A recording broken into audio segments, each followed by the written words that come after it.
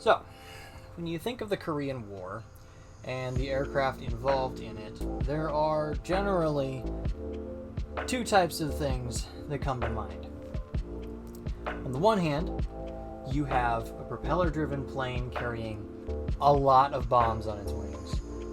On the other, you have the rise of the jet-powered aircraft.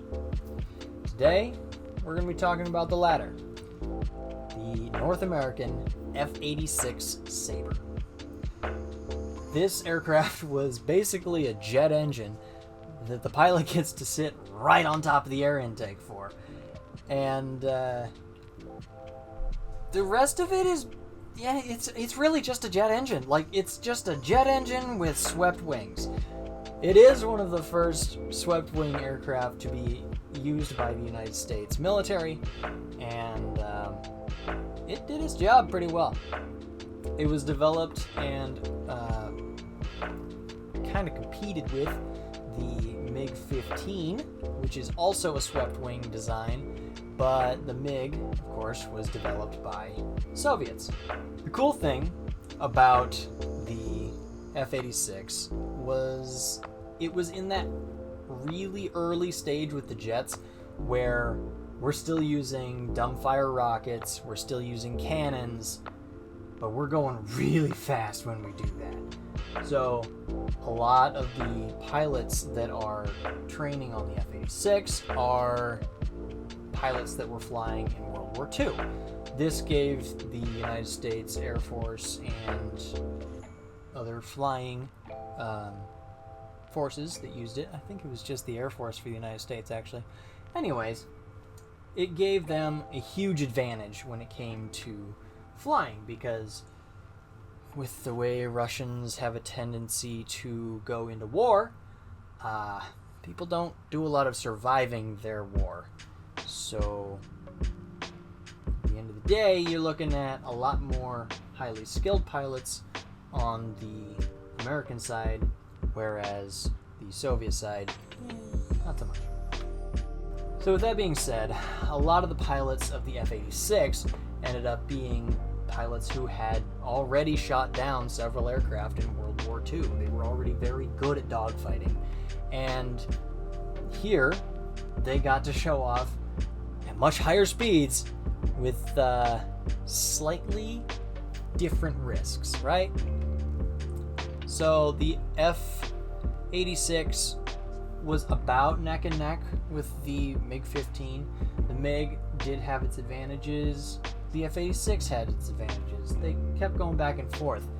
But after the Korean War was over and several people earned their aces in the F-86, there was a rise of a new plane. This new plane was the MiG-17. When the MiG-17 came onto the field, suddenly the F-86 was outclassed in multiple ways. The MiG-17 could fly higher and it could fly faster. So the MiG-17s could go way up in the sky, come screaming over, drop down long enough to mess up an F-86, and then take off again. While the F-86 was highly effective and greatly used during Korea, that's not the story that I'm going to focus on today. No, the story that I'm going to focus on today involves the F-86, the MiG-15, MiG-17, and a little bit of a secret weapon. See, in 1958, the Republic of China's government, the government that we've been supporting and had helped out all the way since World War II, had been pushed out to the peninsula of Taiwan. The peninsula of Taiwan and China at this point are separated about how they are today, and a couple of instances came up where they would have a crisis over control of an island or two. This being the second Taiwan Straight Crisis, the MiG-15 was beginning to show that it was not keeping up as well as they would hope. So, the communist forces introduced the MiG-17. The MiG-17, unfortunately for the United States and their allies, outperforms the F-86. It can fly higher and it can fly faster. So all they have to do is dive down, hit the plane, and then bounce right back up into the stratosphere, atmosphere, whatever, and they're gone. So, the United States said, okay, well, turns out we've been developing this secret weapon over here, and we've been training these pilots, so we know they're better pilots. We just need you to not see our secret weapon coming. This secret weapon would be delivered by VMF 323, a Marine squadron known as the Death Rattlers. See, they brought a couple of engineers with them when they went to train their pilots, and an Air Force general misplaced a couple of the United States secret weapon. This secret weapon is the AIM-9B Sidewinder heat-seeking missile. See, up until this point, there's no such thing as a heat-seeking missile used in air-to-air combat. But that would change. Over a short period of time, VMF 323 would manage to fit these AIM-9Bs and their launching rails into the slots where there used to be dumbfire rockets on these F-86s. And after they had outfitted a few of them, they sent them up into the sky.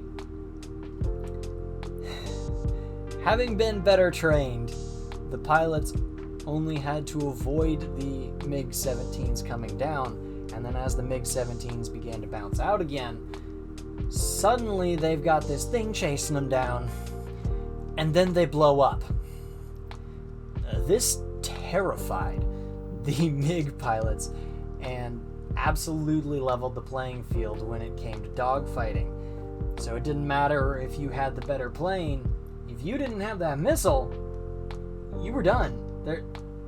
You had very little chance of getting into and then back out of a dogfight. So if you didn't engage with your guns, there's a good chance you weren't going home. Since the communist pilots could not tell the difference between the planes that were carrying dumbfire rockets and the planes that were carrying heat-seeking missiles, they began refusing to fly, which basically meant that the air was ours once again. The Republic of China and their pilots suddenly had control of the airspace, and that ended up unintentionally being some of the last air-to-air combat of that crisis. So, I know I normally try to tell unheard stories of unsung heroes, but in this case, it was just a little bit too good, and I had to tell this story. So, remember, everybody has a story. Ask your dad, ask your grandpa, ask your mom, and ask your grandma. Somebody's got a story that you need to hear. Because if we don't listen to the stories of those who went before us, we are doomed to repeat the mistakes of those who've passed. Have a good night, y'all. Have a good day, y'all. And enjoy the rest of probably the next month because I'm really bad at posting.